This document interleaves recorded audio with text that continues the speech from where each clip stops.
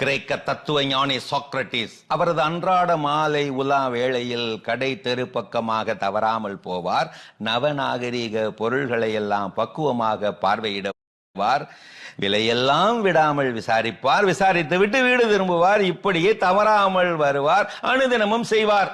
கவனித்த கடைக்காரர் ஒரு நாள் கேட்டுவிட்டார், விற்பனைக்கு வந்திருக்கும் புத்தம் புதிய பொருள்களை எல்லாம் இவ்வளவு ஆர்வமாக விலாவாரியாக பார்வையிடுகிறீர்கள், விலை விசாரிக்கிறீர்கள், ஆனால் எதையும் வாங்காமலேயே போய்கொண்டிருக்கிறீர்களே, பிறகு ஏன் இப்படி தவறாமல் வருகிறீர்கள், அனுதினமும் விசாரிக்கிறீர்கள்?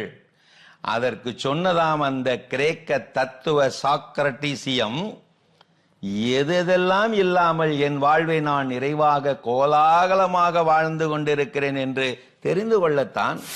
வாங்கி பரப்பி பரப்பி காட்ட அது உன் வீடா இல்லை பல்பொருள் அங்காடியா?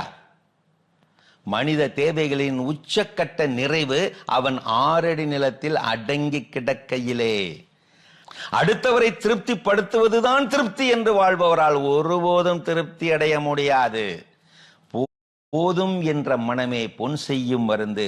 உங்களுக்குத்தான் தெரியுமே, நிலத்தில் வரும் களைகள் பெரிய மரங்களாவதும் இல்லை, ஆன்மாவில் விழும் அற்ப ஆசைகள் பெருவெற்றியை தருகிறதும் இல்லை.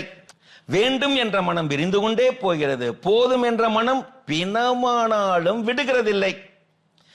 இது கவிஞர் கண்ணதாசன் வரிகள். இதயத்தை எண்ணம் வெல்லம், இளமையை முதுமை வெல்லம், ஆசையை காலம் வெல்லம், மதியினை விதி வெல்லம், வாழ்க்கையை கனவு வெல்லம்.